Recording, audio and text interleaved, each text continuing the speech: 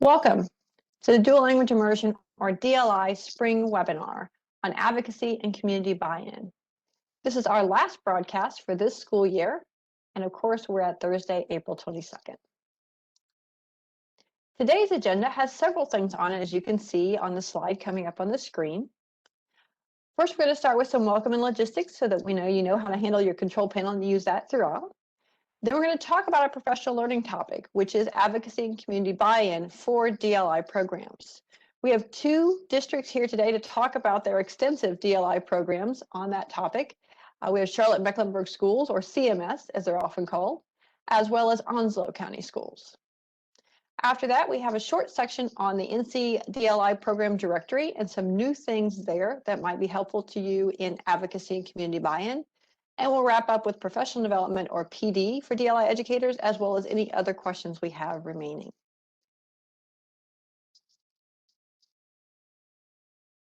All right, so let's get going with welcome and logistics. We have a number of presenters with us today. In fact, we have 10 people on the line as panelists. From CMS, as I said, there will be 4 people: Mara Coe, their World Languages Specialist; Felicia Eibel, the principal of EE Waddell Language Academy; Lydia Ferguson, the principal of the new K-8 Language Academy; and Bernd Noose, the magnet coordinator at EE Waddell Language Academy.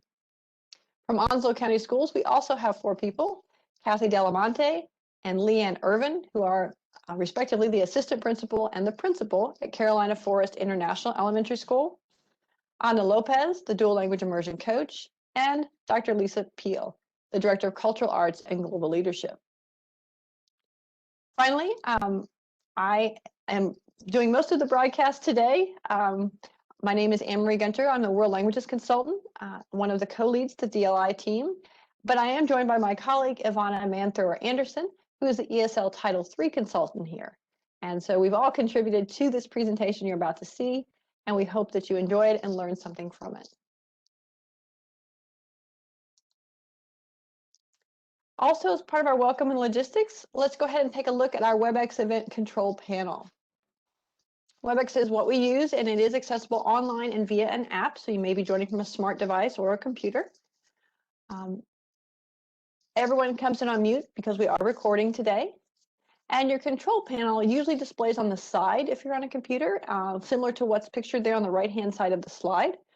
You'll be able to see the host or speaker, the person who's talking at the time. We will do some polling questions periodically, and they will be in your control panel. And then the chat is always available in your control panel. And I encourage you to use that throughout so that you can access what you need, ask the questions you want to, or troubleshoot anything behind the scenes.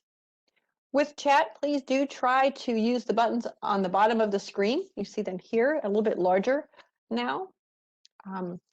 The main question button, or the button that leads to the chat box, you can click on, and I would encourage you to send whatever questions or comments you have either to all panelists or everyone in attendance, depending on the drop-down options you have.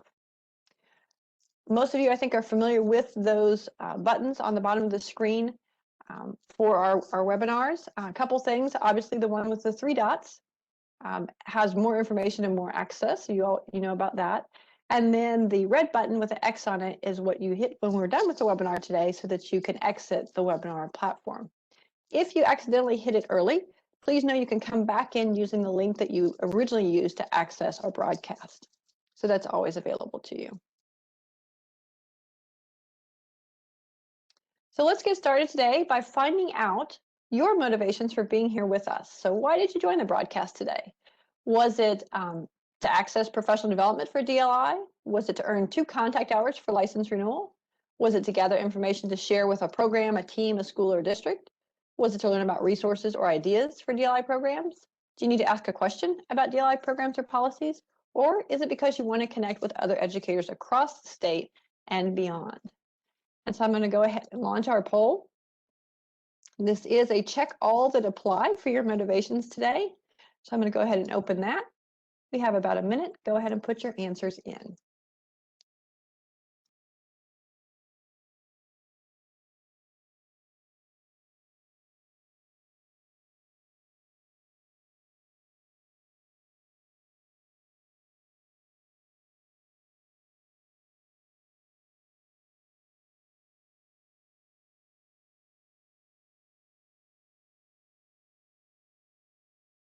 We have about 30 seconds left. Please go ahead and put your answers in. And I'm going to be working behind the scenes to switch a couple of our guest speakers over to the panelist role from participants. So give me just a moment for that as you finish up this question.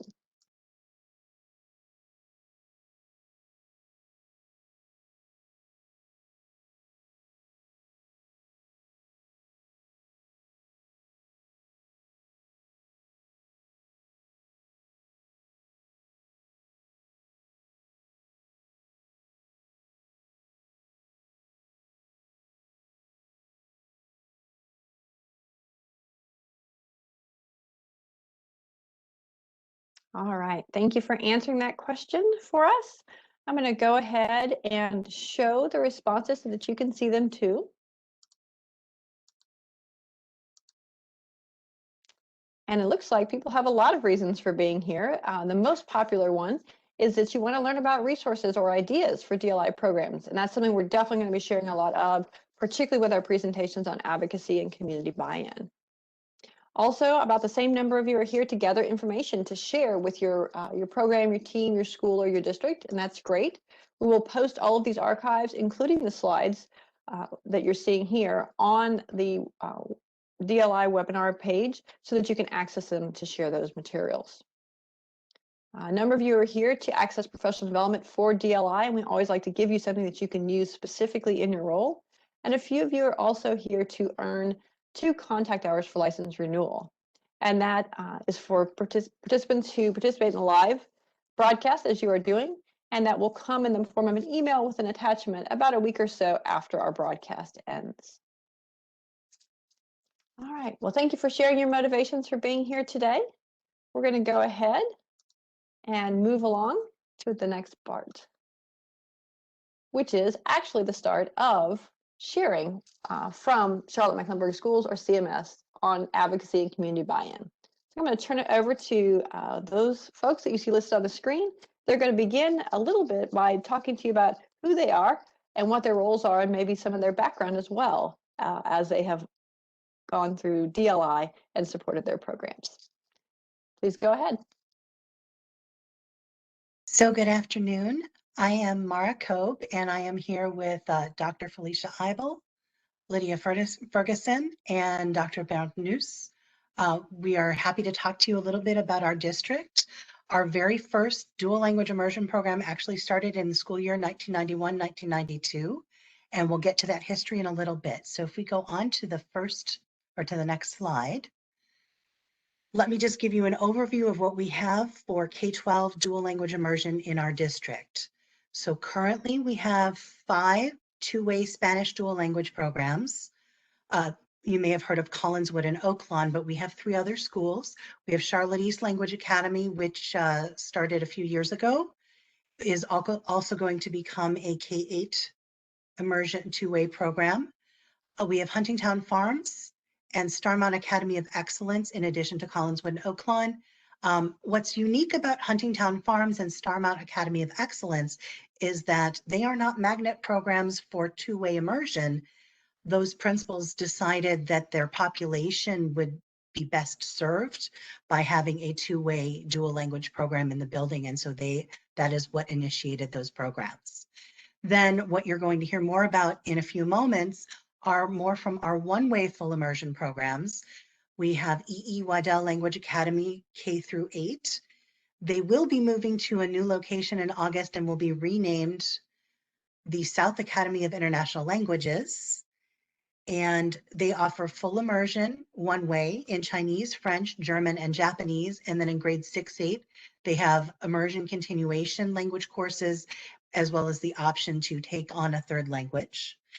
And what we are super excited about is that we are opening the new North K-8 to be named, which will also be opening in August of 2021 when Waddell becomes SAIL at their new location.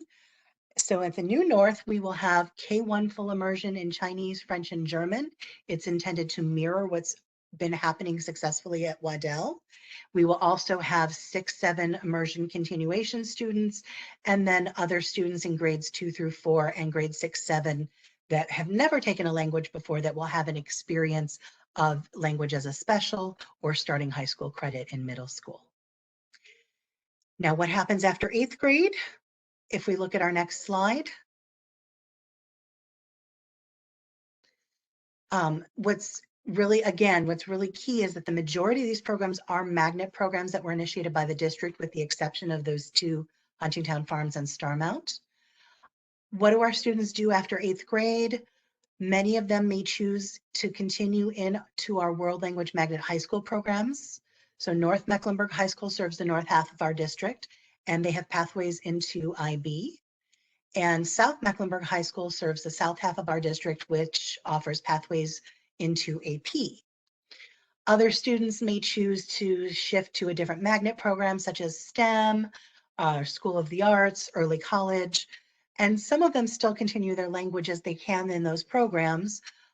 Many may choose to return to their home neighborhood school and pursue the language as they are able to through that program. So I'm going to turn it over to Waddell Language Academy to talk about all of the amazing things that they've been doing for 20 years.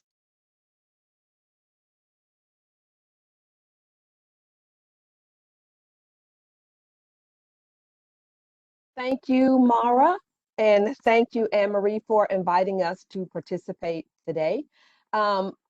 Waddell is one of the older language immersion programs in CMS, going all the way back to 1992, and I taught in that program from 1995 to 2005 as a German immersion teacher, and that was so exciting because I think all students should be able to participate in learning a second language. And as you see on the slide, Bruns Avenue started with German immersion, and we added French and Japanese to the program that were at other schools.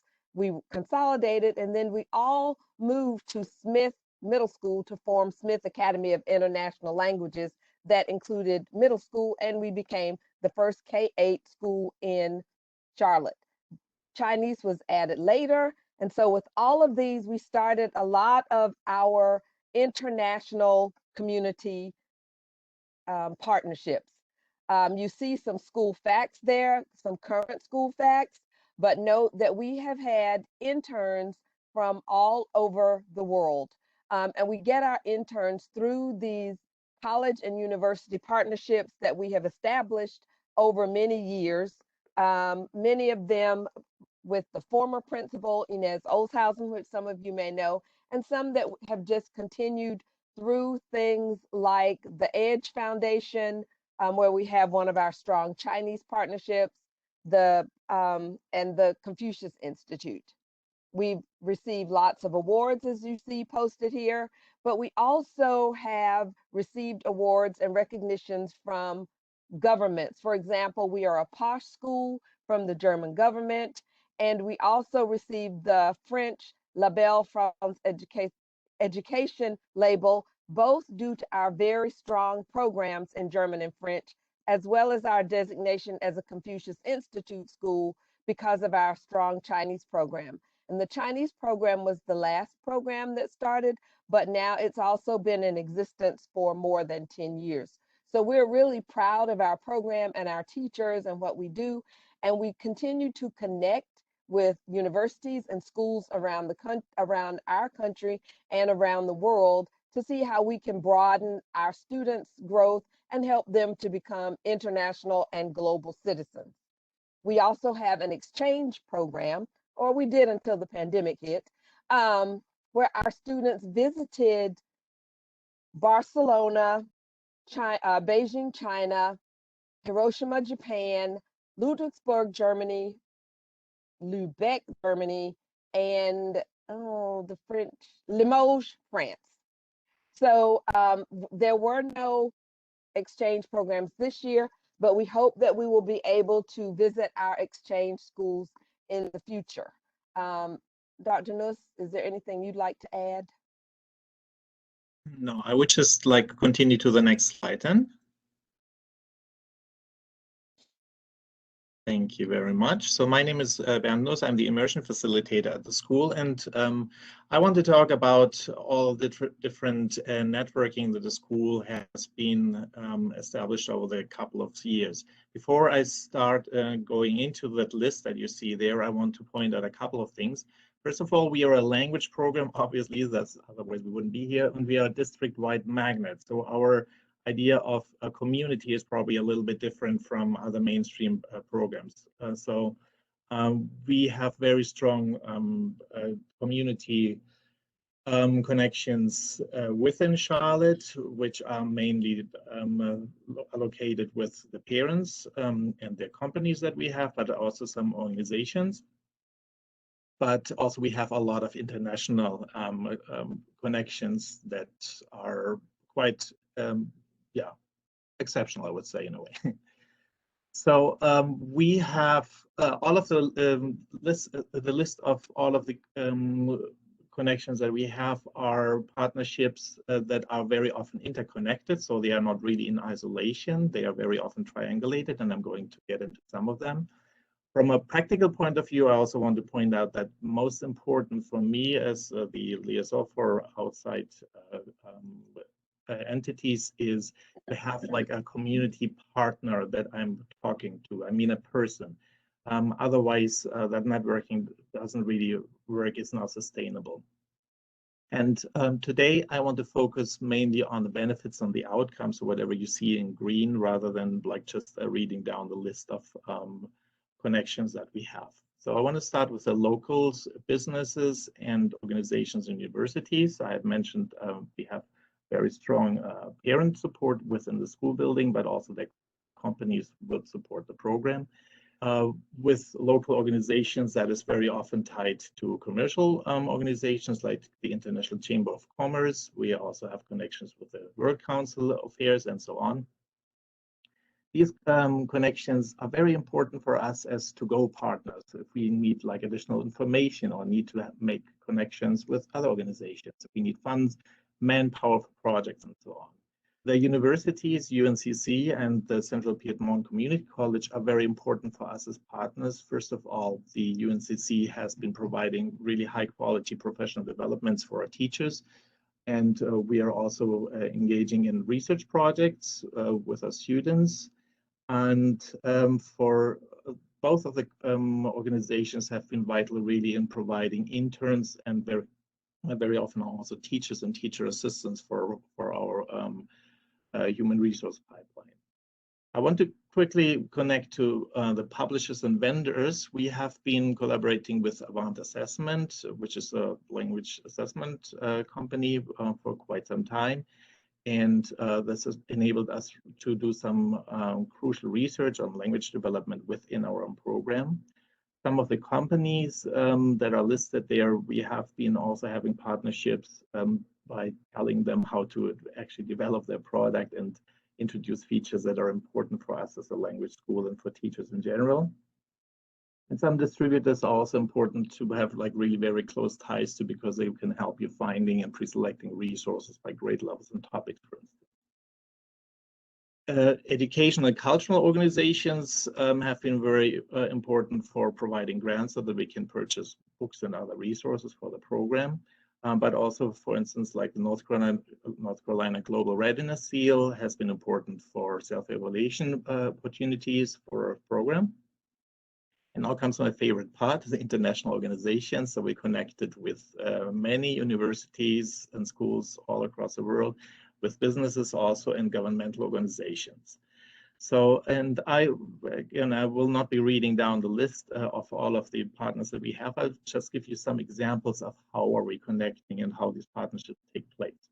For instance, we do have a research partnership with the Pedagogical University of Ludwigsburg and UNCC.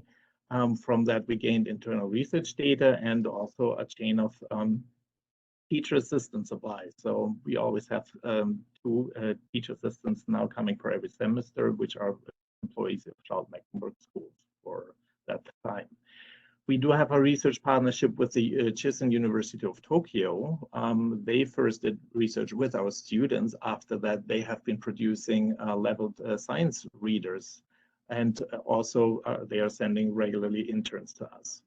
We do have a teacher training collaboration with the University of Cologne, actually with the science department, interestingly enough. The students there develop lessons and projects, which they bring then through interns to our school, and our students benefit through the instruction, but also through the resources that are left with our school then.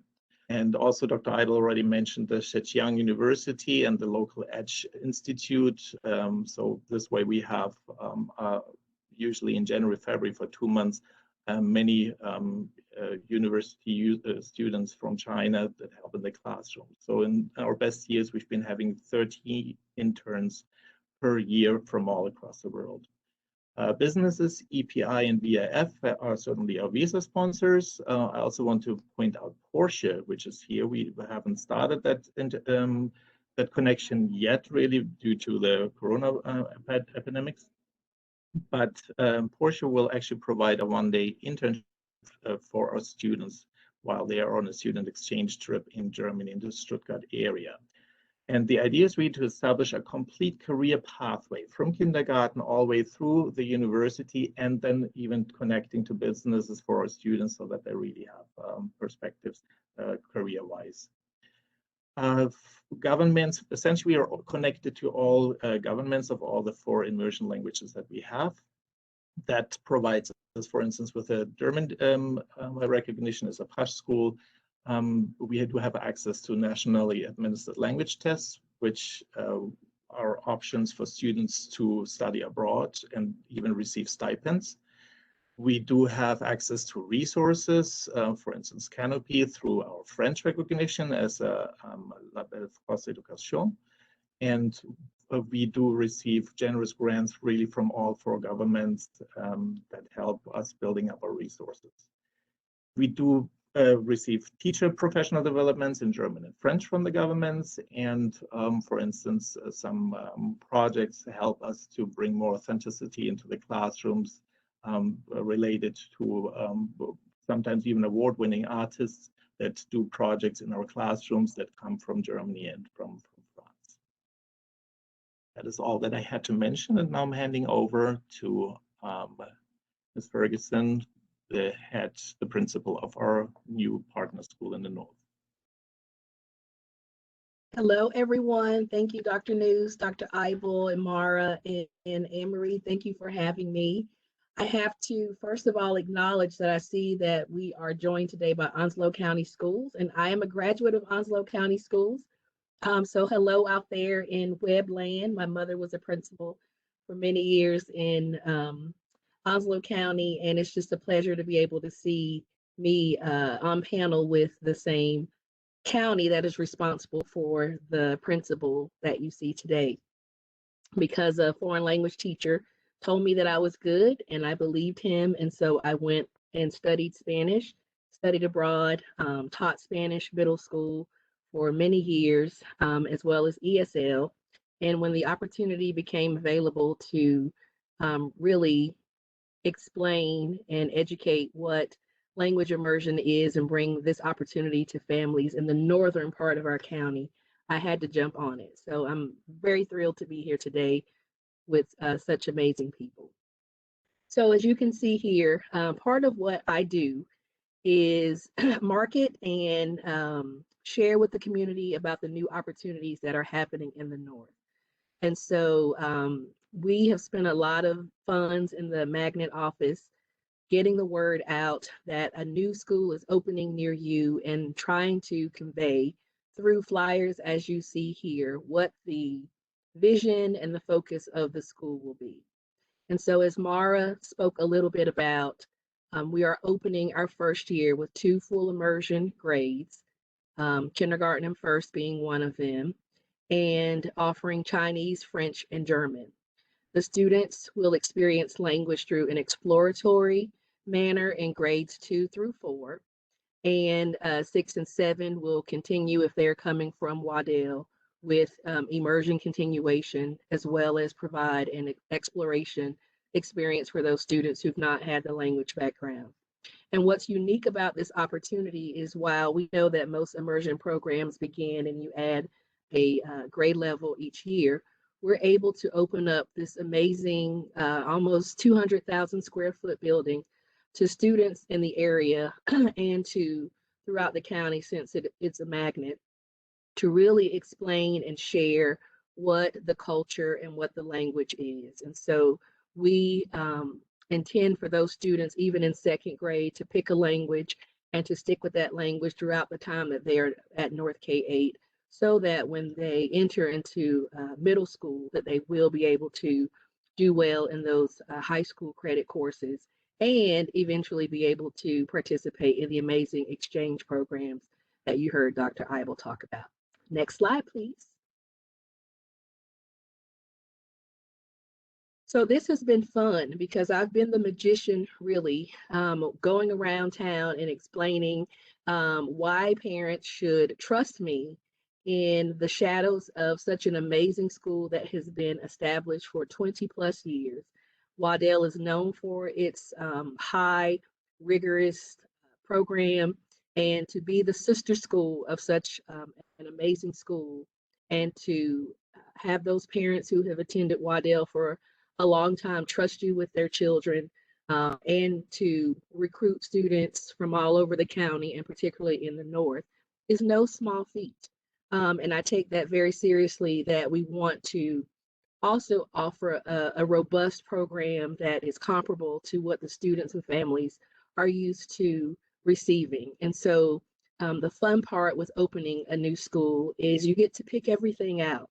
The colors, the name of the school, and really sharing with the community what your vision is to make this school come alive.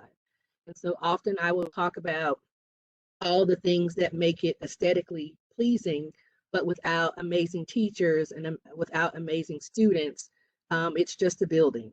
And so here are just some of the examples of the marketing that we've done with our graphics office to really include parents and students in the naming process, and to really just kind of garner some excitement around this new building. Next slide, please. And so while it is a challenge, it has certainly been an exciting experience to be able to meet with parents who have no knowledge of what language immersion is. I don't have a building that I am physically occupying. And so Dr. Eibel has been kind enough to allow me to be her roommate and work out of Waddell because our new school is being built. So I can visit classrooms, and her staff has helped me to meet other, or help me interview rather, other staff members that I am interested in bringing on, and just really build a relationship with the students that will be coming to the new North 8. And so most of my day is spent meeting with parents and community organizations to establish ourselves and to communicate what the mission and vision of the school will be. A lot of it is educating parents, explaining them the research behind immersion, and convincing them that their children won't be behind and that they can, in fact, be involved parents even if they don't speak the language, meeting the students and answering their questions. So that has been a real fun part. You see the extensive partnership list that Dr. News mentioned, and I always introduce myself in emails as the new kid on the block.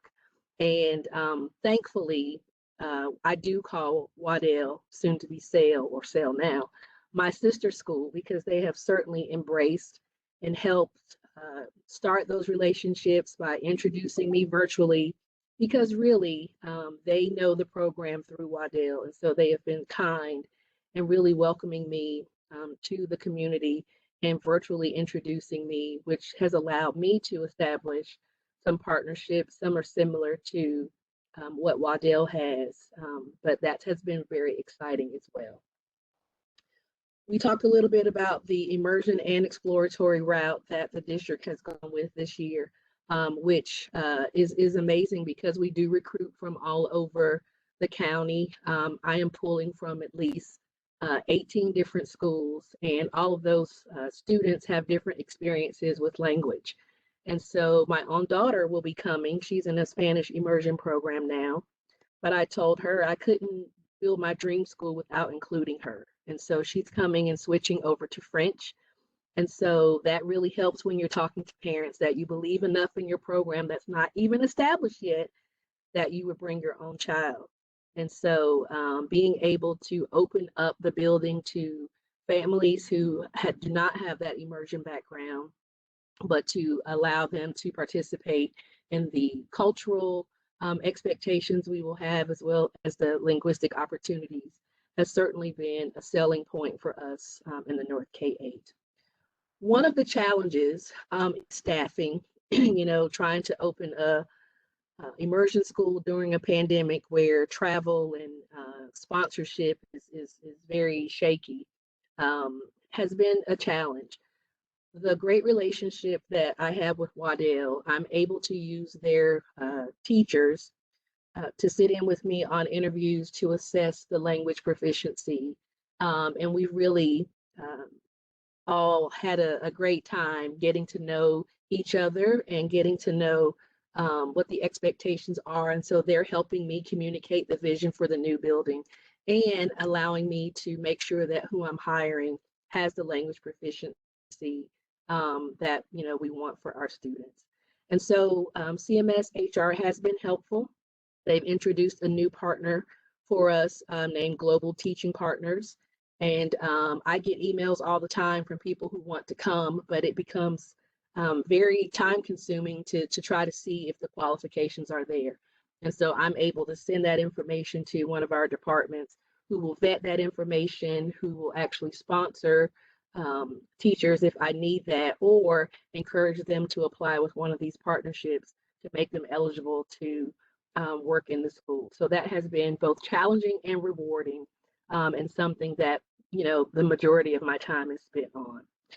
I talked a little bit about the sister school relationship, but I can't say enough that it's going to be an amazing school. I tell Dr. Eibel all the time, I have to communicate the stairs even when I don't see them, but they give me enough encouragement and learning that I am able to communicate this amazing opportunity for our students. So Anne-Marie, hopefully I'll have some pictures to share for our school opening so that everyone can see the dream finally become a reality. But it's been amazing talking to you all this afternoon about the new North K-8. All right, great. Thanks so much for the overviews of the schools, the spotlights on the schools, and we'll continue on now. So just to sort of wrap up a little bit about,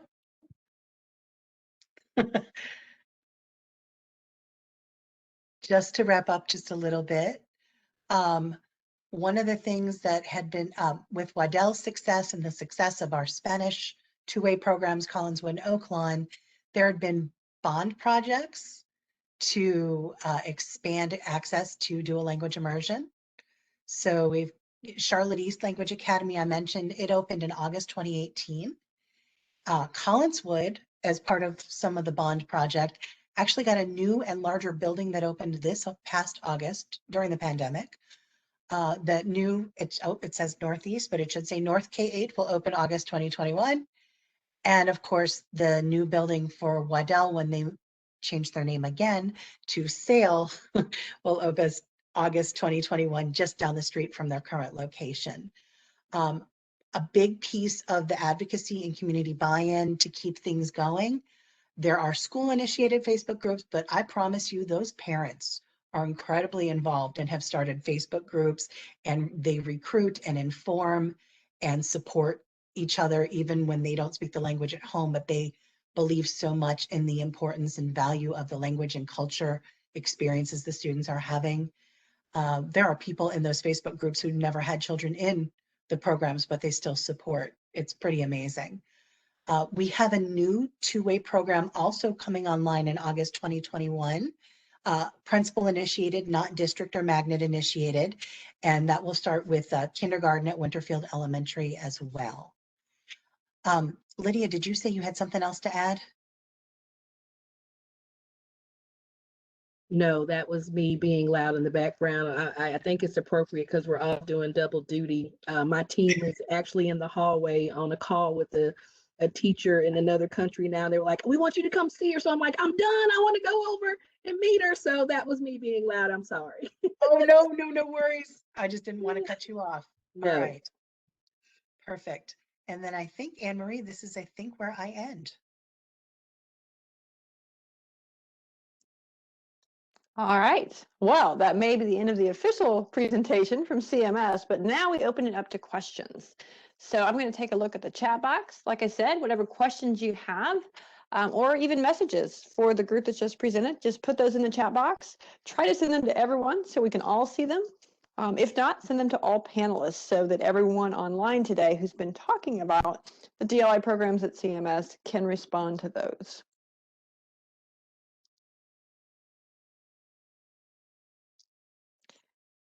I do, by the way, already see a couple of people saying, it's so awesome, so exciting that you're starting new programs and expanding programs in different ways in CMS. Do you want to talk a little bit about maybe how that came about?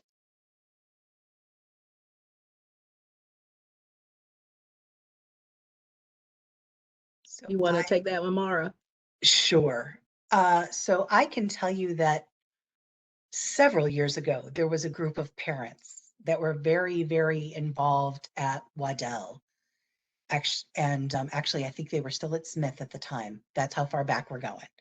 And they were pushing and advocating that they loved all of the opportunities their students were having, and they wanted more students to have the opportunity rather than just in one building. Because if you only have 2 classes per grade level per language, you're just not able to serve a district of 150,000 students and give every student that opportunity.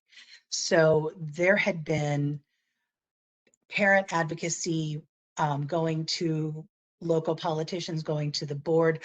One of those parents is now on our school board. You get the idea. So this has been pushed and pushed and pushed. And then in 2013, there were some bond referendums that would benefit a little bit. 2017, there were more bond referendums. Just the idea that this really is helping these kids be more successful in lots of areas, not just academics, because of all of the opportunities and experiences that they have, in addition to all the research on how it wires the brain and it actually makes the children smarter and it closes, then there's that research of, it closes the opportunity or education gaps, if you will, for all subgroups over time. It's just, people have really bought in. And although it's slow going because we are a large district and we are highly populated, but to see the expansion is amazing. And so that's sort of where it's come from.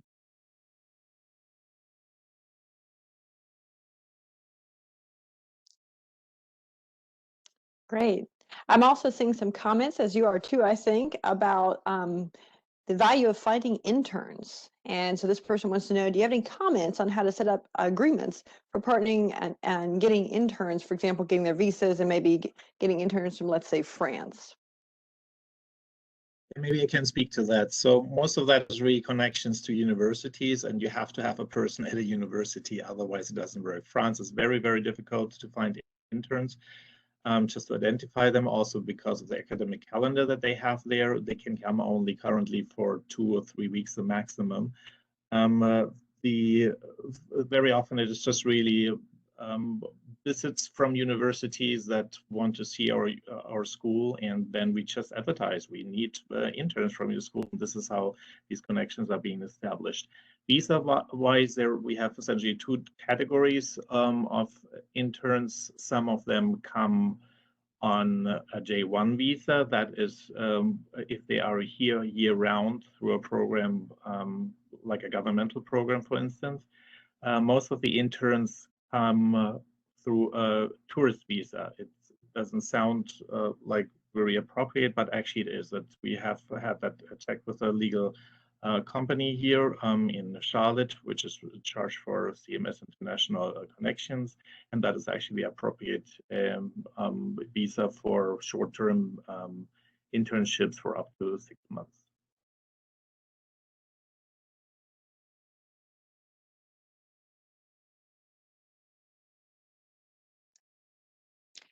Great. We also have someone asking about teacher visas.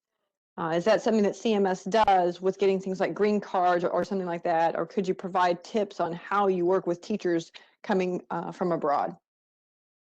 So I'll start the answer to that, and Mara or Dr. Nuss, you can join in. So CMS in recent history, past 2-3 years, has decided that they would join us in our fight to retain our irreplaceable teachers. And so in CMS, we work with Garfinkel law firm to work with getting the green cards or the H-1B visas for our teachers. It's not easy, and you really have to have your district behind you and willing to support you in sponsoring those visas. And CMS has come to the realization that it's important. So I think it really takes helping the people in district leadership to understand how important language immersion programs are, and also how important it is to retain teachers who come, who you've trained after 3 or 4 years, and help them to stay here and be a part of your staff. And I would say it is also it's an expensive endeavor. In my meeting with HR, a teacher that I'm pursuing, because you have to have the language piece and the appropriate licensure to teach. And so my HR rep was able to tell me he would sponsor one person, and that it's to the tune of about $20,000 that it cost. And so, like Dr. Eibel said, realizing that the talent is very hard to come by. I say all day I'm looking for unicorns. And when we find one, we definitely need the help of the district to help us retain that. And I'll just jump in briefly and just say there had been a process years ago.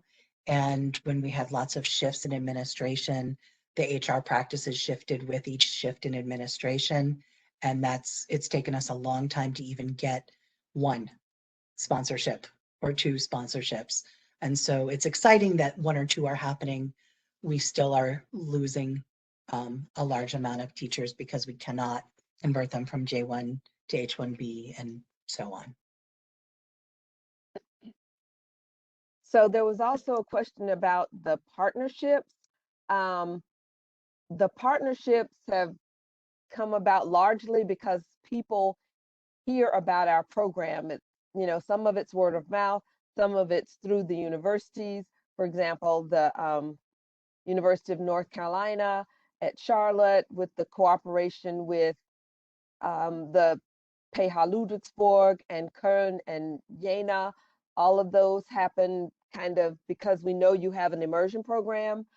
The one with the EDGE Foundation started because one of our parents mentioned that we have this Chinese program, and they came to visit and brought their Chinese visitors from China, from the university, who were interested in starting a cooperation with us. I think with the Japanese, that was probably our Japanese teachers who helped us to get that started. So it's all about connections and getting connected and being connected. And may I just add to that one, very often it's really very unpredictable what comes out of such a connection. And sometimes it works out, sometimes it doesn't work out.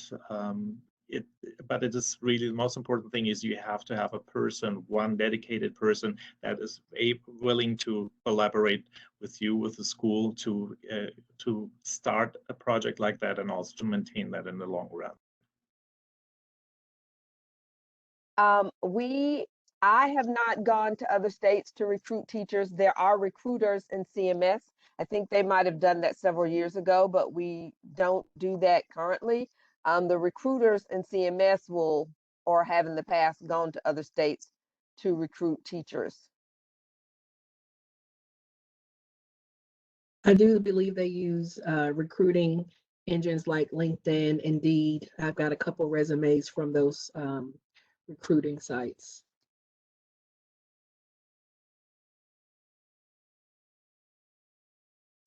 We also have some questions about whether you use staffing companies here in North Carolina, like EPI, for example, is mentioned, or if you work to connect with our communities here in North Carolina who might have heritage speakers or native speakers of the language who want to become teachers as potential classroom assignments.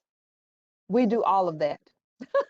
We connect with EPI and participate. The new company we have not used yet, but definitely we collaborate with EPI and participate. And our teachers also know people who are interested in teaching and help them to get into the pipeline and to get the certification that they need. And I want to add also, we do have our own pipeline through interns, through former teacher assistants. Several of our former teacher assistants have become teachers. Several of our teachers were teacher assistants from overseas for just half a year, or even current teacher assistants who started as volunteers through the community college, for instance. So all of those connections help us really to get our own teachers back that were formerly just volunteers in the classroom. And I'm fortunate to be able to hire a German teacher who was a former student at Waddell, who is doing her student teaching at Waddell, who will be coming on as a first grade German teacher at our new school. So talk about life doing a full circle. That's great. It sounds like you've found a lot of ways to grow your own teachers from your programs and from across the country and your connections already that you have. So that's wonderful. I'm going to take one last look for questions here and see if there's anything else anybody wants to know.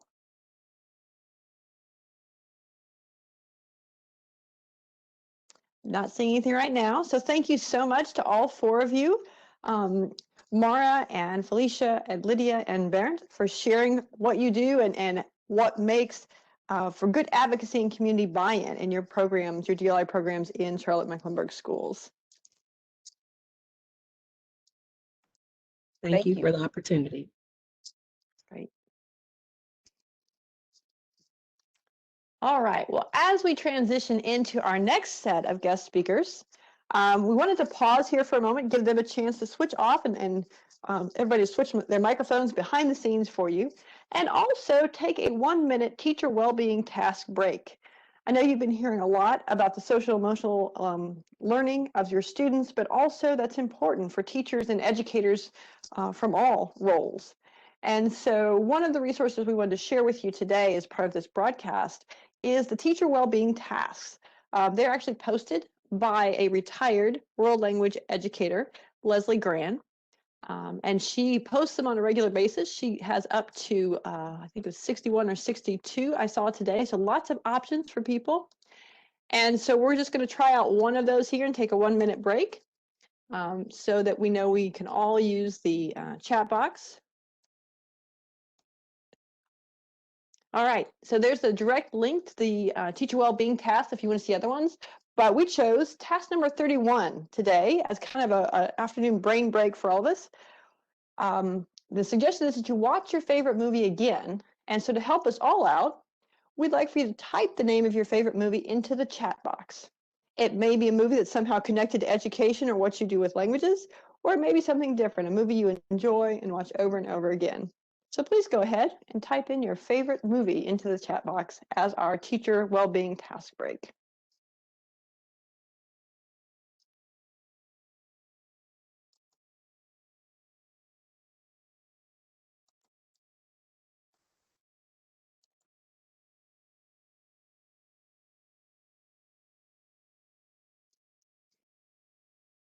All right, take a look. We've got a lot of suggestions coming up.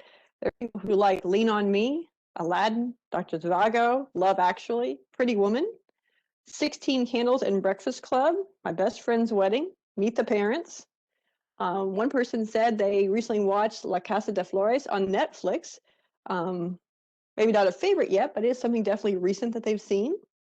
Also, Stand By Me, Mr. Holland's Opus, Forrest Gump, Freedom Riders.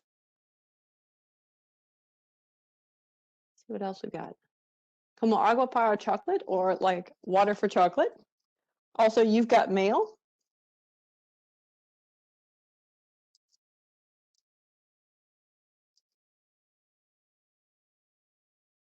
All right.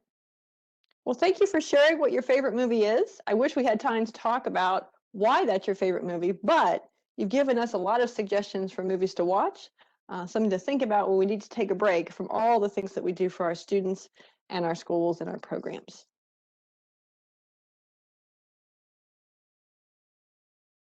All right, let's move on then to our next set of guest speakers from Onslow County Schools.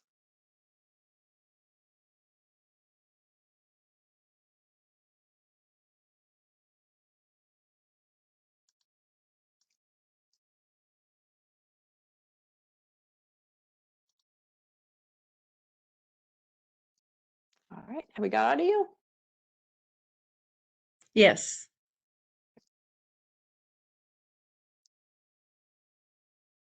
There's my team.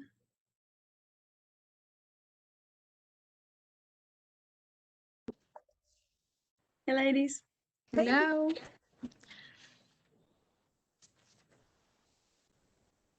So Dr. Peel, are you going to start?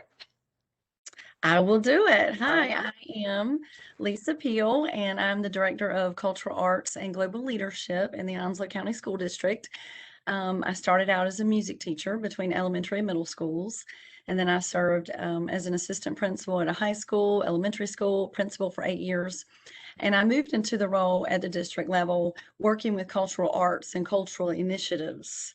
And then I partnered up with the director of our global work and was able to jump in and work with some of our partnering countries and learn a little bit about it. And then she moved on to a new role. So now I get to work with all of our global work. So I am just honored and humbled to be here to share what we do in Onslow County. And I really do commend Charlotte-Mecklenburg. Wow. Like, kudos to you guys and the work you're doing. I'll be sending emails to you guys to ask more questions because I would definitely like to expand upon our work even more than what we've done now. So I'll let the rest of my team introduce themselves.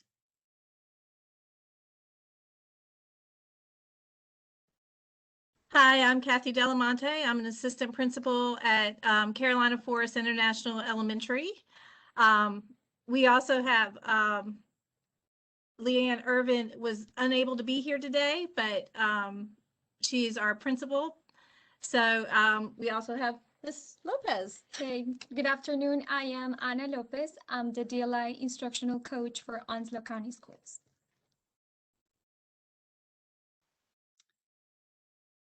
Next slide. So I just first of all want to say again that I am truly thankful for the Onslow County faculty, staff, students, parents, leadership, and our Board of Education that believed in and supported the vision to push forward to basically open up the world to our students and community. Without that, I mean, I wouldn't have had the opportunity to experience other cultures. So I just want to thank our pioneers in Onslow County, first and foremost. There are many names I could name, but it would take us until tomorrow or next week to do that. But, you know, Onslow County Schools is located near Camp Lejeune, which our student body is 50% federally connected. So, you know, back in the day, the pioneers said, wow, so the world comes to Onslow County through our military base. So how do we open up the world to our students even more in the classrooms and in the communities? So that was one driving force for our work back in the day. Onslow County Schools is relatively small compared to Charlotte-Mecklenburg schools. We have about 27,000 students in 39 schools. Next year we'll have an additional brand new school opening, which will make us 40 schools. I will say that the Onslow County School District began this work with the vision to make sure that our students were globally competitive leaders and responsible citizens. And through that work, we were designated as the 2018 Model Global Ready School District. And I believe we were the first in the state, if I recall correctly. And since that time, we have continued to grow our work, enhance, expand upon that guiding mission. And so with that work, we were also designated as the Model Global Ready School District in February of 2021 by the North Carolina Department of Public Instruction. So I'm very proud of those recognitions, and our work is really was really shown through our application. True work done with fidelity. Our global work actually extends beyond just our DLI programs, which I'll get into that soon. We have several partners around the world in Belize and South Africa, Jamaica, China, Moldova, just to name a few. And we were recently, which I'm super excited about, awarded a grant through the Stevens Initiative on April 7th. So the public release, PR release just came out. So excited about that. And we will be partnering with schools in Morocco.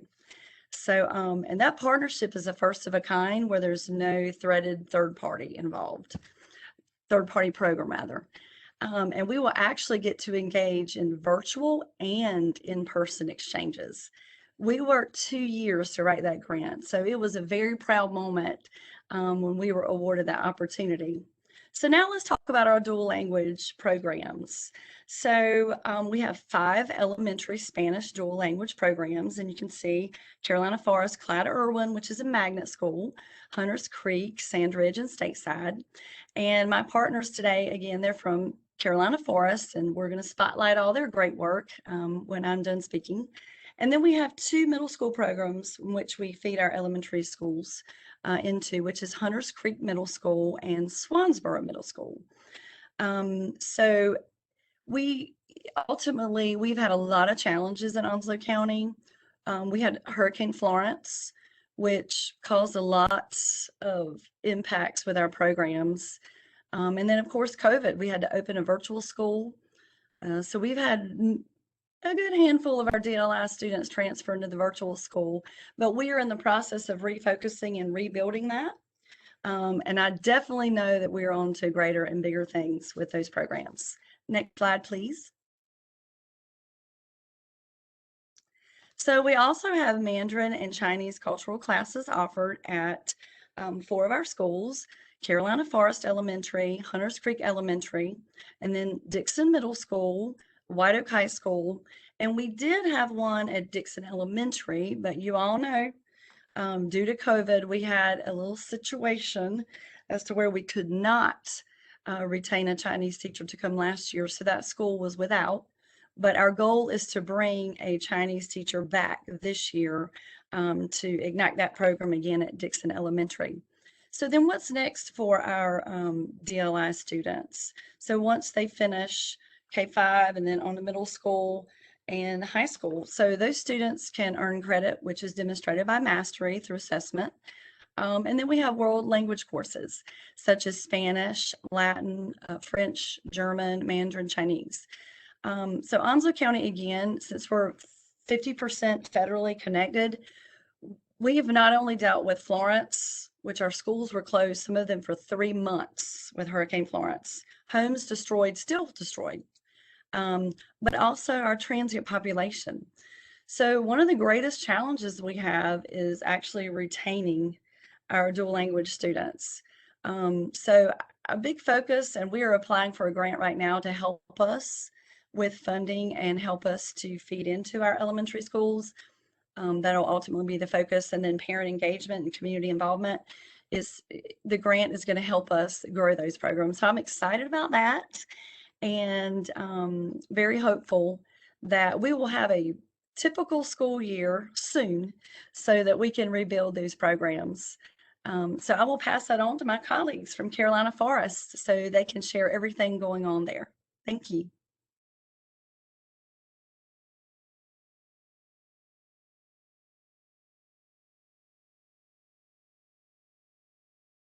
Well, I think they're coming on. And I will add, while we're waiting them to come on, Miss Irvin really wanted to be here today. But her father is in his 80s, and she asked that I share this, and he had a very traumatic fall. And so she is with him, which she needs to be with him. So I'm glad that she's with him today. But she has done a lot of work to make this happen. So Kudos to Miss Irvin, the principal. She really wanted to be here today, but keep her father in your prayers. Thank you. Go ahead, Kathy. I'm sorry. Sorry about that glitch. All of a sudden, everything just went white on my computer. So I am Kathy Delamonte again. I'm one of 2 assistant principals at Carolina Forest. And I've been here for the past 3 years with Florence and COVID. So have not had a typical year since I've been here. Carolina Forest is a wonderful school here in Jacksonville, North Carolina. And thank you so much for inviting us to share about our school. Our school was the first school in North Carolina to be awarded the NC Model Global Ready designation in 2016. The Global Ready designation is awarded by the NCDPI to schools demonstrating global awareness based on a rubric covering 10 attributes with 2 to 6 elements per attribute. Schools can be awarded as a designation as a prepared school or a model global ready school based on where they score on each attribute. So attribute 7 of that rubric addresses the school having a leading edge language instruction. To attain that model status for this attribute, a school must show world language proficiency and cultural competencies. So our DLI programs are exemplars of that at Carolina Forest. And so we do that designation for 5 years, and then you have to reapply. And so this was the first cycle to reapply, and we became the renewal Global Ready Model School in February of this year. Next slide, please.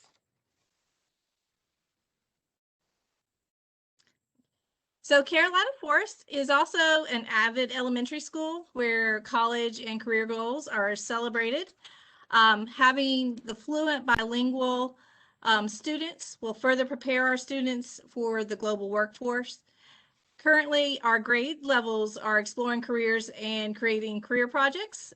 So as an example here on the slide, in our 2nd grade DLI classes, students created dolls of themselves in their future career, and then created a Flipgrid video sharing what they want to be, why, and what the job entails. And they communicated, of course, all of this in Spanish. Using that Flipgrid allowed the other DLI students to give feedback to the student, further developing their Spanish fluency in both verbal and written expressions. Engaging in cultural experiences is another strong component of our DLI program. It is meaningful. It's a meaningful way to build those global citizenship skills. The authenticity of these experiences come from having international teachers from native Spanish-speaking countries as our DLI teachers, as well as being able to connect virtually with schools and people from those Spanish-speaking countries in order to get that first-hand knowledge that will connect to the learning in the classroom. For example, we have had virtual connections to people in Colombia, Spain, Mexico, Venezuela, to share cultural celebrations, such as, Day of the Dead, Three Kings Day, and students were able to see the differences and likenesses, as well as how we celebrated it here within our school.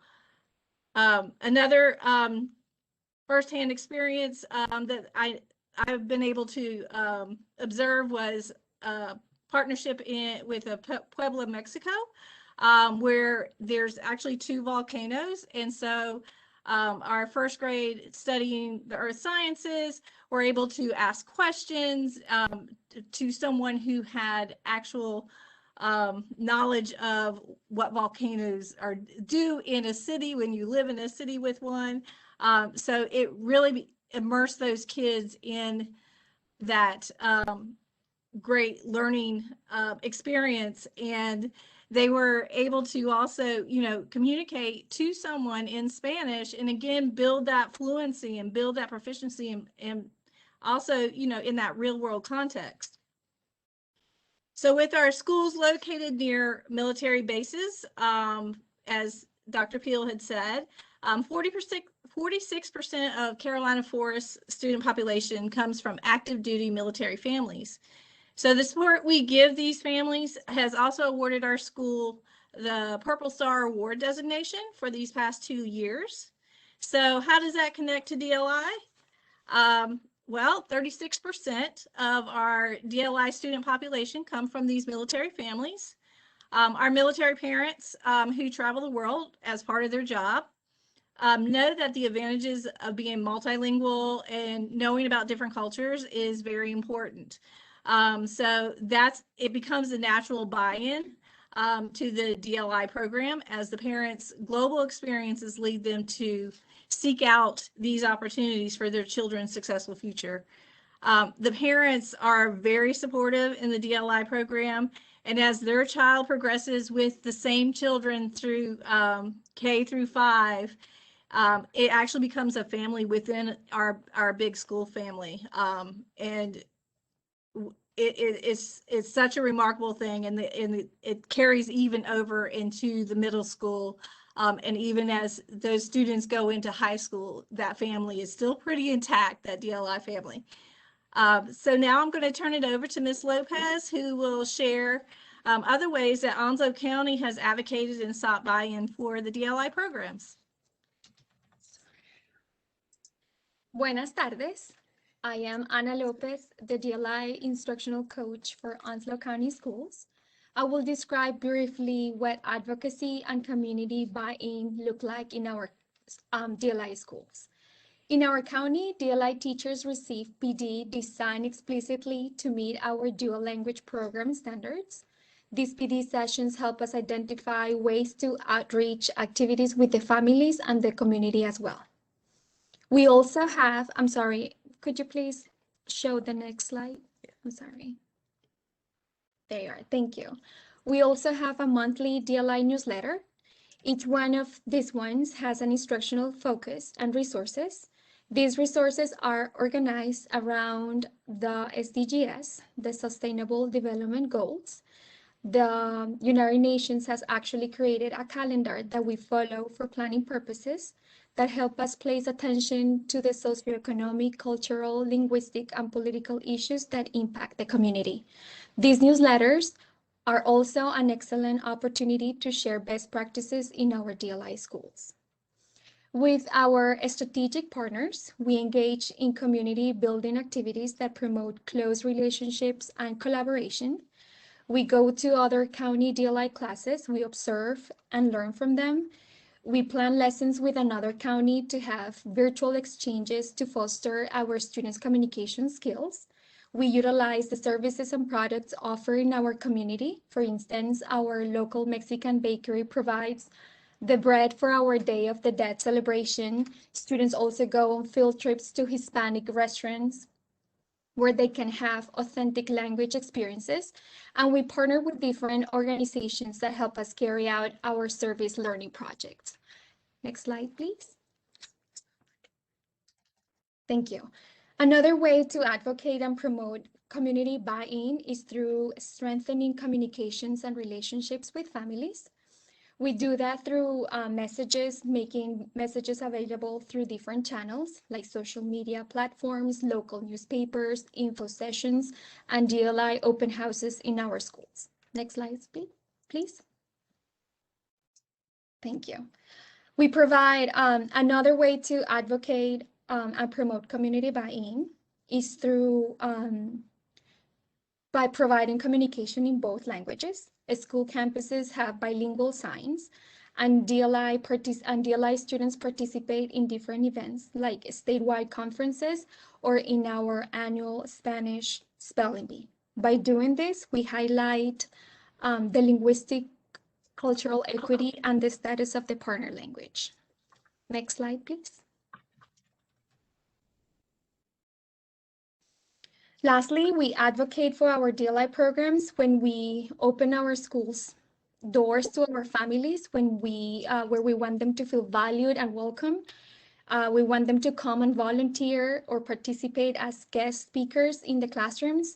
They have the opportunity to attend events like concerts, ceremonies, and we just want them to feel empowered to work with administration and staff to support the programs, our program's academic, linguistic, and cultural goals. Thank you.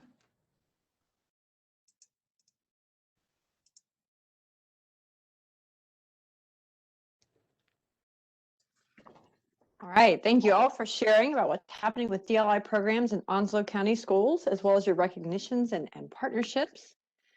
I'm going to pause and, just like last time, encourage everyone to type in your questions or comments so our speakers can respond to those too.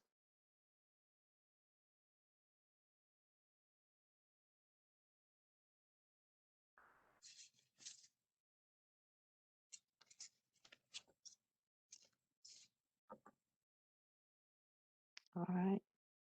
So I see some congratulations coming in about all the great accomplishments you've been able to do. Thank you, Donna. Oh, someone wants to know, how old is your DLI program and do you have local hires? So that's an interesting question. I was just talking with a principal today at White Oak High School about the incoming 8th grade group.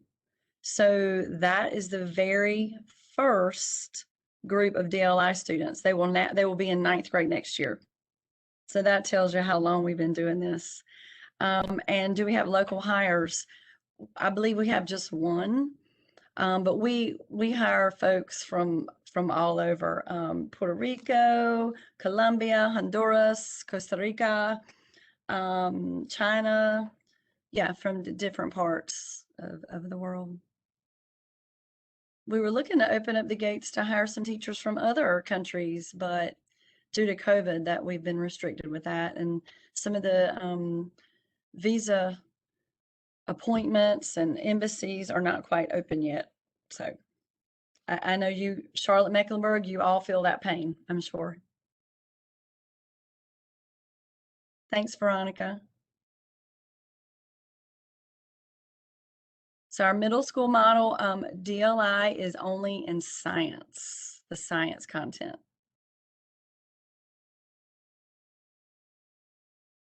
That's it.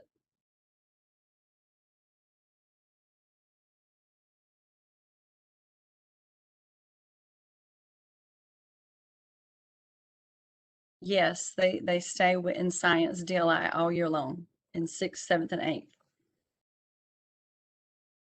Unless they can get credit demonstrated by mastery. So we're just beginning that process this year, actually. And then they can go on to maybe a Spanish 2. We have Onslow Virtual Academy and NCVPS to offer those options.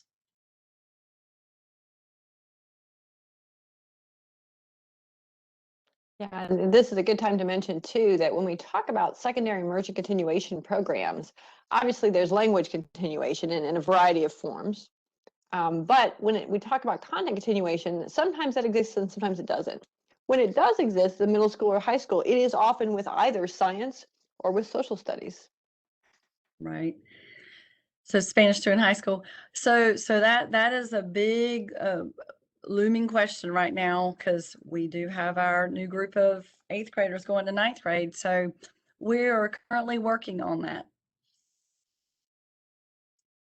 on making those decisions. That's a very good question though about Spanish 2, because if students demonstrate mastery, or credit demonstrated by mastery, and they're tested prior to high school, that means, say they place in Spanish 3, which they could, they do not receive any transcript credits at the high school level for Spanish 1 and 2. So that's kind of a controversial topic. So we are working through that right now. We are a 50-50 program in our 3rd, 4th, and 5th grades, and K2, the model, or K1, 90-10, and then 2-5, 50-50. That's the model that we, one way. However, we do have some students that are ELL students that are fluent Spanish speakers that happen to be in our program. So it's kind of dicey. Good questions, everyone.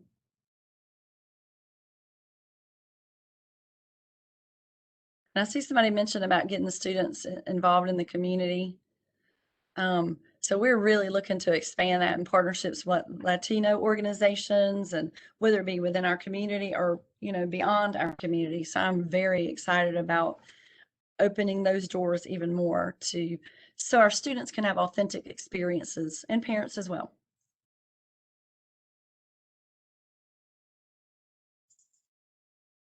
Any other questions? I'm expecting somebody to ask about who sponsors our visas. We have a partner that does that. Our district does not do that yet. Monthly newsletters. You do. Yeah. Anna, they're asking about our newsletters being online. I've seen them virtually. They've been sent to me virtually. Yes, Share. I'll be glad to share one of them with you. I think it's very important from my position. I just think if we try to collaborate within our schools and like as Miss Dr. Pill was saying, we open our doors to other counties. I think our DLI job is gonna, and the work that we do is gonna benefit a lot. So of course, I'll send it to you. So And, they are and I not. just wanted to say the DLI newsletters don't just go to DLI teachers. We share them across our whole faculty so that they see what's happening as well, so that they can be advocates as well. So the question was, are they online? Are they on your website? I've never actually really looked. No, No, you know what? but Donna, you just gave us an we- idea. we will add them there. That's a great great, idea. yeah, that's a great idea. Yeah. Thank you, Donna. I love this. They are, so what we do for those newsletters, I share with teachers and with principals, and with ideas and resources that I share with them. They create their newsletters that they share with the parents. They come up with these service learning projects. We partner with different organizations, and we carry out projects monthly based on the resources I send. So teachers, they take this content and resources and they apply it based on each context. But you just gave me a good idea, Donna, and I'm not afraid to share. Look, I'm going to steal it. I think we're going to do some district monthly newsletters. What do you think, Anna, Ms. Lopez? Awesome. Yes, let's do That that. would be a great idea, like district level DLI newsletters or global newsletters. Yes. And everything is connected to our global vision as a district. So whatever we do as DLI, it has to be connected to this bigger picture, which is global education.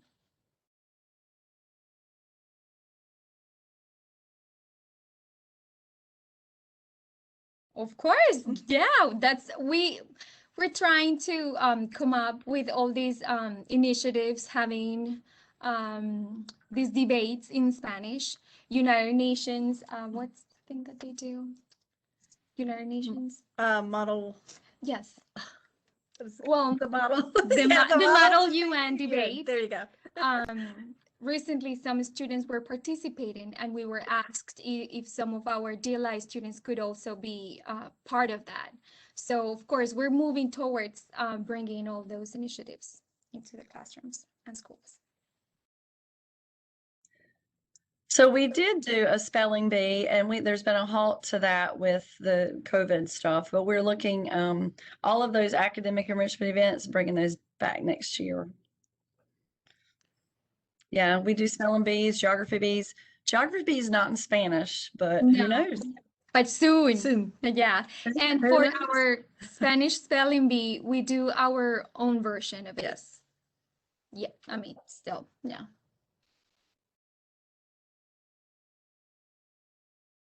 Thank you, Donna. And this is a really good way to share some of the things that happen, like the Model UN debate, spelling bees and so forth, but in our DLI program languages. Those are often available not just to our students here in North Carolina, but to students across the country who are in DLI programs. Thanks, everyone. We appreciate your support and questions, and we're just honored to be here today. So thank you so much. Thank you. Yeah, thanks. Well, a big thank you to Onslow County Schools for sharing with us today all the things that they do with advocacy and community buy-in to support their DLI programs. They've got a lot going on, just like Charlotte-Mecklenburg Schools shared with us.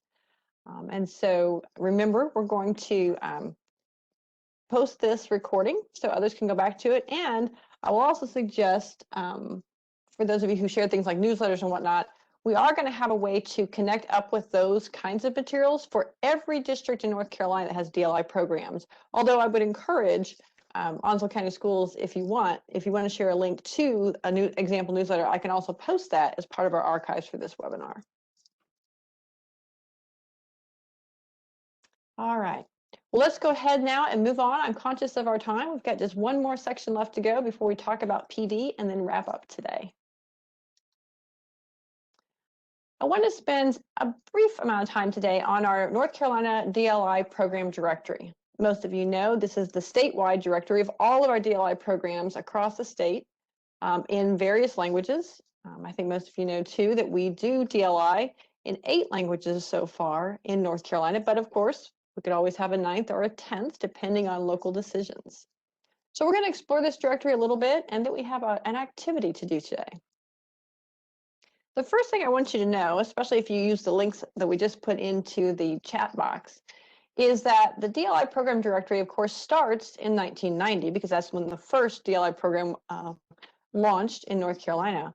But right now actually has programs up through starting in 2024.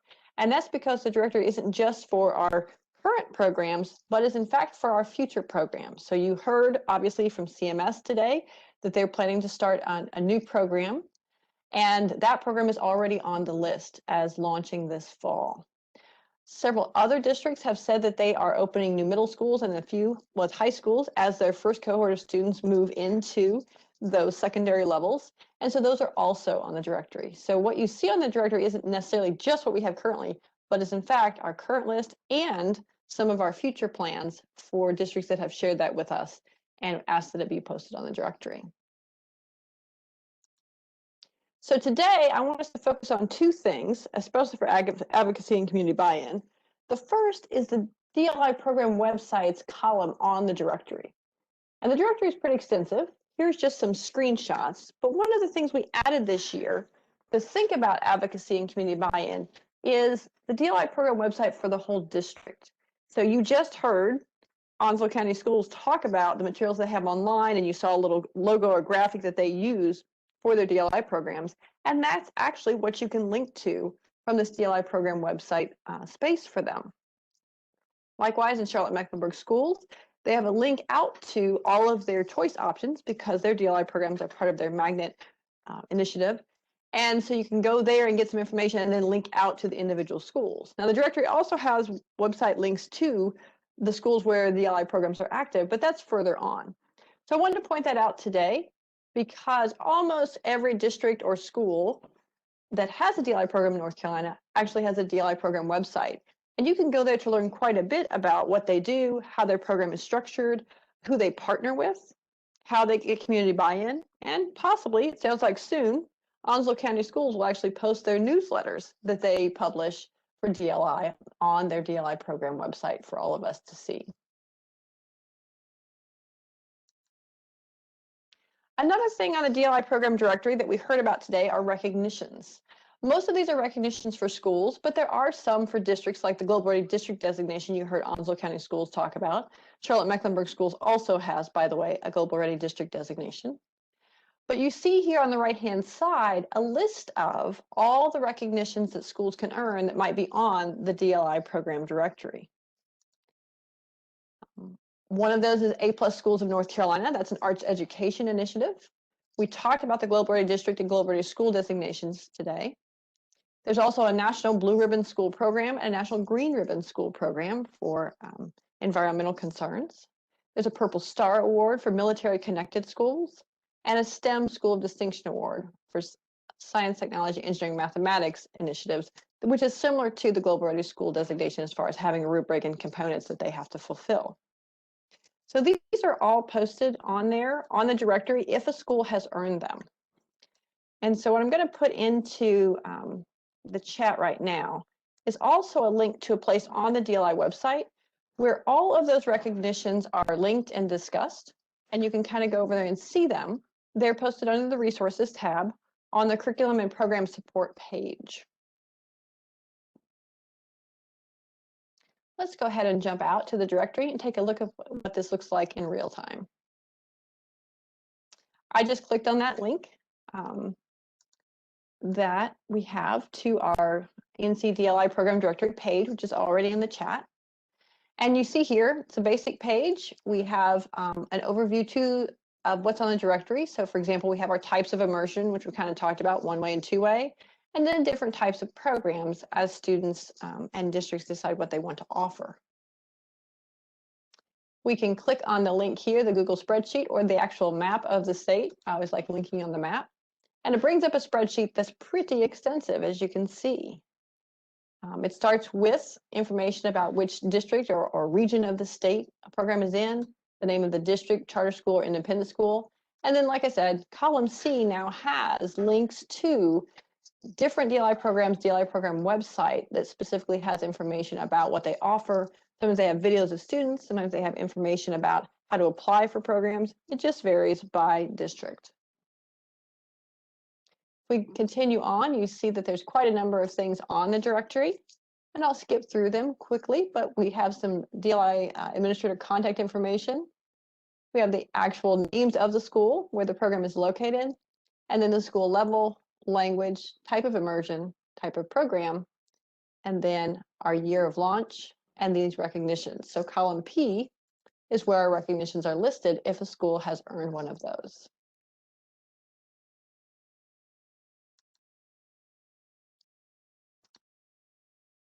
And here's a screenshot too, which I always have, just in case our technology is not working.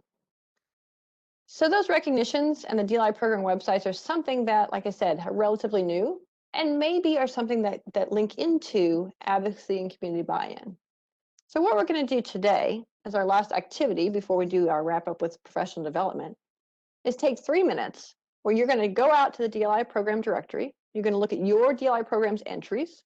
And if you're not from a DLI program right now, choose maybe a DLI program we heard from today or one that you're very interested in, maybe the one closest to you. And take a look at their DLI program website and their recognitions and see what they've got listed. Make sure it's accurate if you're checking up on it for your own DLI program. Well, let's go ahead and do that so you can explore the directory a little bit on your own. And like I said, we will have 3 minutes to do this.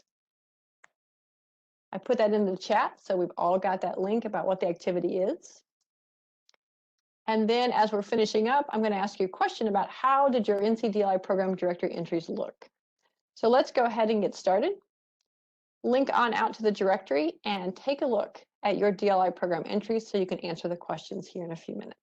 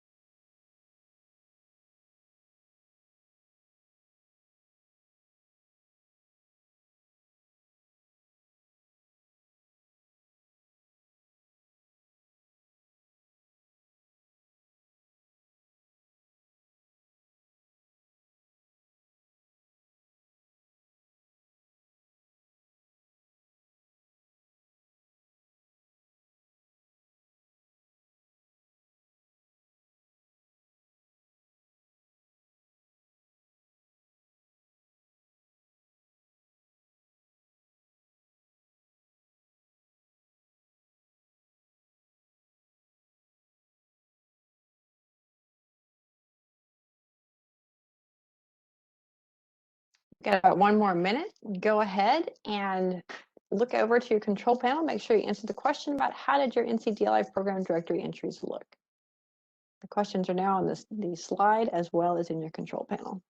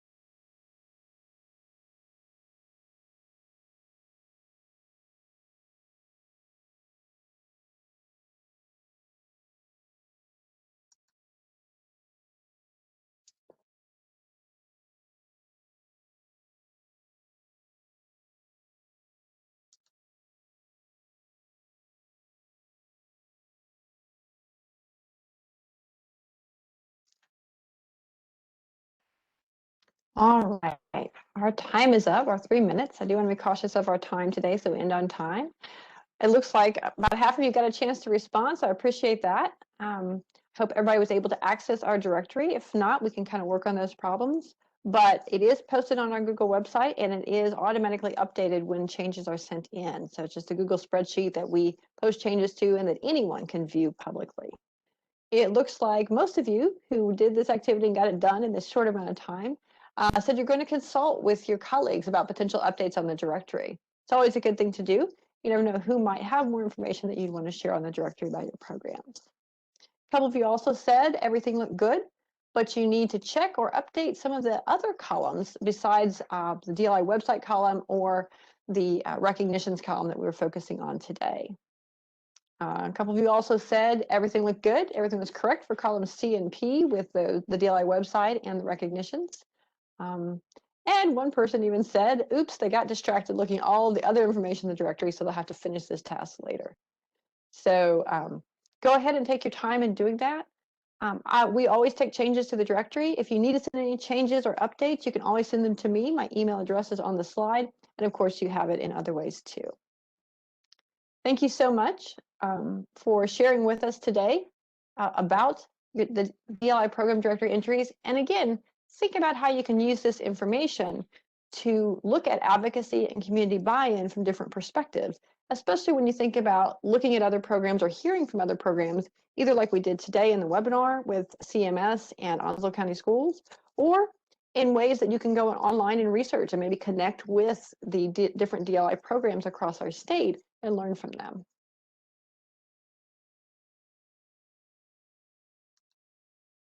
Another thing I want to share with you, and this is kind of a surprise because this information has not been available very long, but when it comes to advocacy and community buy-in, there's a lot of ways to do that. Many of you are familiar with the North Carolina School Report Cards, and I'm happy to share with you today that starting this year in 2021, likely this fall, the recognitions that we talked about will also be on the school report cards. So here's just a screenshot of Carolina Forest Elementary's school report card that's coming up soon.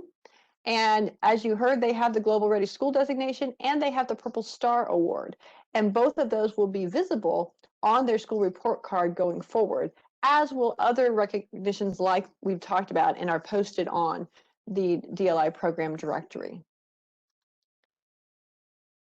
Here's another shot too of how that will look in the more detailed version of their school report card that is posted each year and updated. So please take a look at that.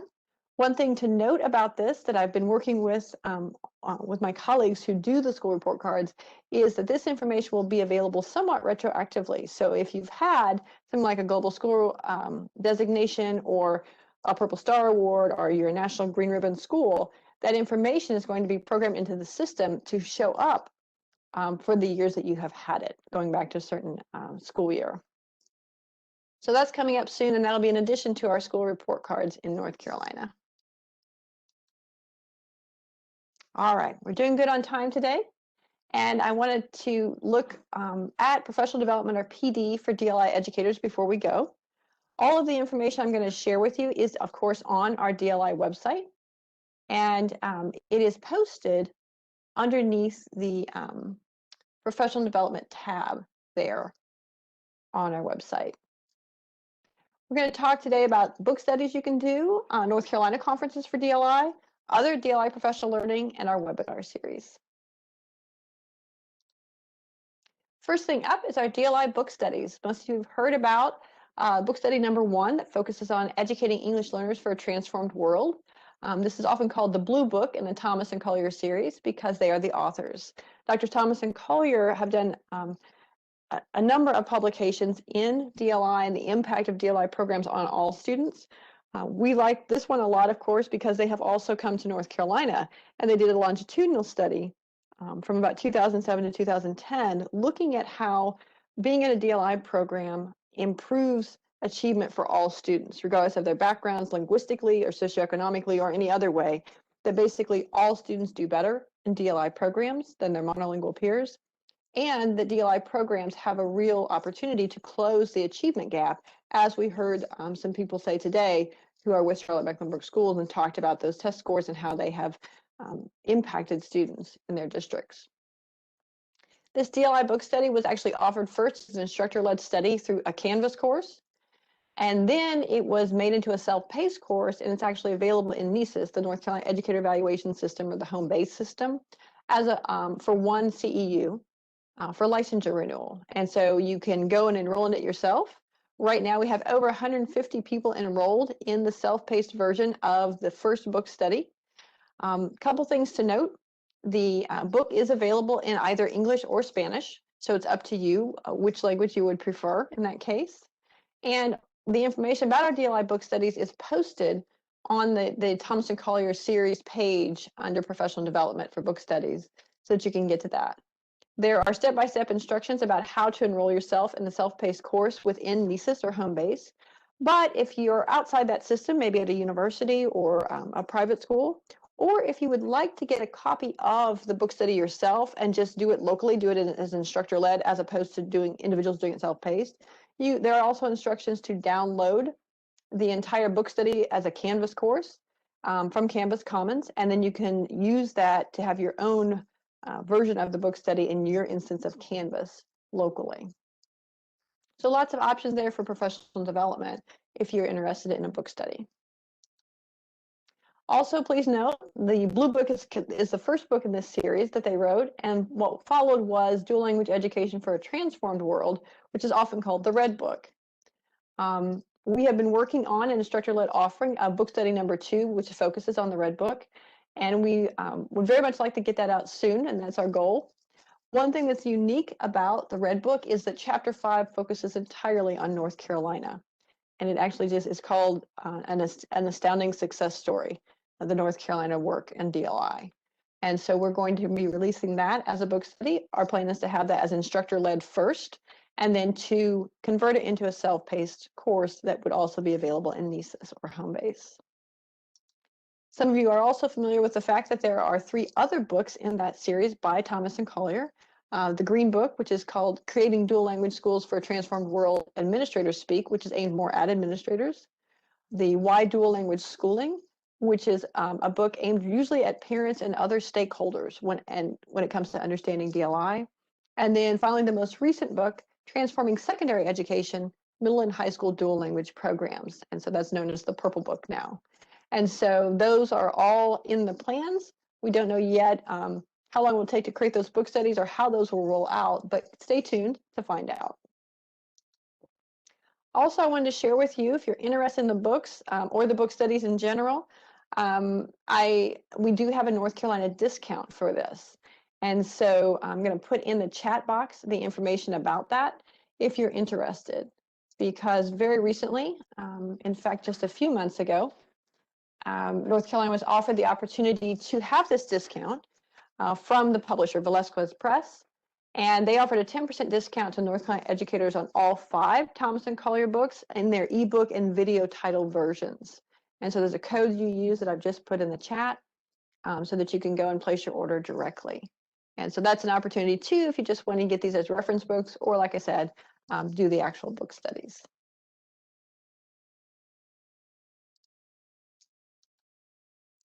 Also, North Carolina has several conferences that are focused on DLI. Right now, it looks like I'm posting old information, but keep in mind this has been an interesting year for all of us. And our North Carolina conferences that focus on DLI have all been offered virtually. What that means too is that now the materials from those conferences, the archives and the things that happen, the sessions and so forth, were recorded and are posted, and it can be accessed in an ongoing way. FLANC, the Foreign Language Association of North Carolina, is our partner here in North Carolina for DLI educators. This is FLANC is a professional home for DLI educators. And in the fall, the theme was hindsight is FLANC 2020. And so there were a series of sessions and workshops and so forth that are now available as recordings. And then in the spring, they had the best of FLANC, where they take the top 10 sessions from the fall conference, and they ask those presenters to come back and do a different session and elaborate more on a topic that they're interested in. And so again, those materials were recorded and are posted. And the spring conference for FLANC actually also includes specific DLI presentations for teachers or administrators or both that are part of those offerings, including as well school site visits for DLI programs. And so all of those materials are available. My understanding is they will be available probably until sometime in October of this year.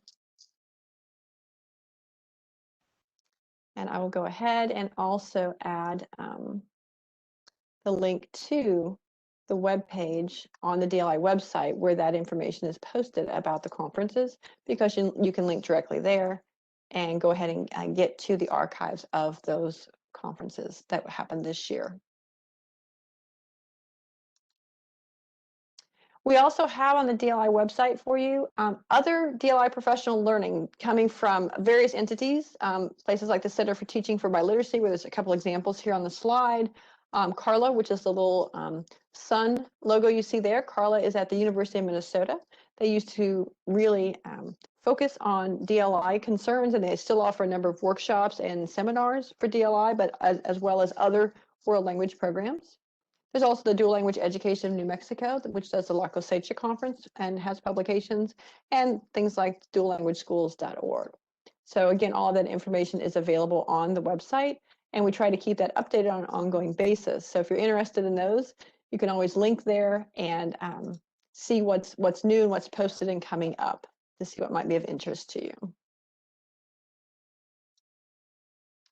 Some other things that are posted there, upcoming conferences. Many of you are familiar with NABE, the National Association of Bilingual Education, as well as the meetings that precede the NABE conference, the National Association of English Learner Professional Administrators, Program Administrators. And those conferences are actually coming up next week. They, as you can see, are April 27th as well as 28th and 29th, so coming right up for us. Some of these are virtual as well, and they were moved from their original dates in November, which is typically when they are. We have not heard yet how things will be for the 2021-2022 school year for these conferences and some others, but stay tuned and take a look at this webpage or sign up for our listserv to get updates about these PD opportunities like this. Also, of course, we have our DLI webinar series and now our archives. As you can see, our DLI webinar series is complete as of today. We did them seasonally. So in the summer, we talked about online and virtual resources, particularly as we were all switching into virtual academies and things like that.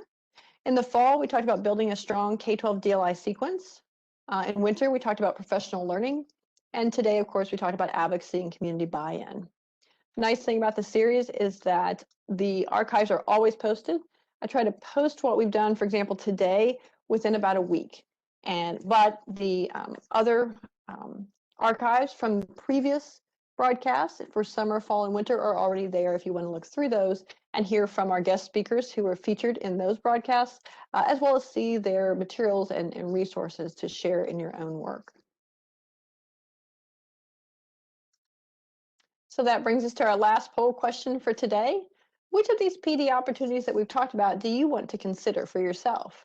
You can check all that apply, and I will go ahead and launch that poll so you can share with us what you're going to be looking at for consideration for your own professional development, or maybe professional development for others that you would help with.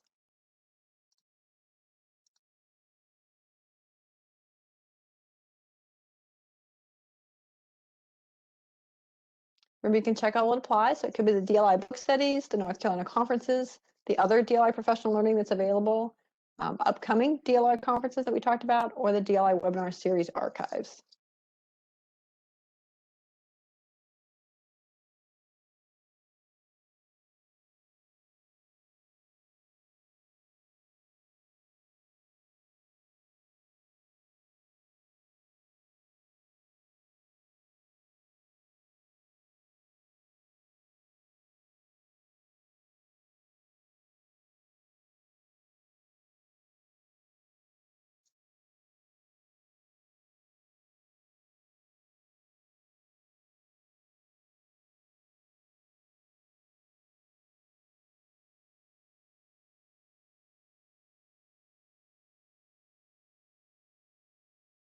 All right. I'm going to go ahead and share our results with everybody.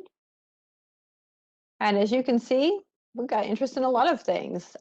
Many of you are going to take a look at the other DLI professional learning opportunities that are right next week, as well as throughout the summer on the page. Also, we've got a lot of interest in things like the DLI webinar series archives and looking through those and using those materials. As I noted, I do post the slides and things like that too, so you don't have to recreate those. You can download them as Google Slides, PowerPoint slides, or look at them as a PDF. It's up to you. We also have a lot of people who want to take a look at the North Carolina conferences and maybe their archives right now, or to think about their conferences coming up, as well as look at the DLI book study opportunities and maybe the other upcoming DLI conferences like are happening next week. All right, thank you so much for sharing.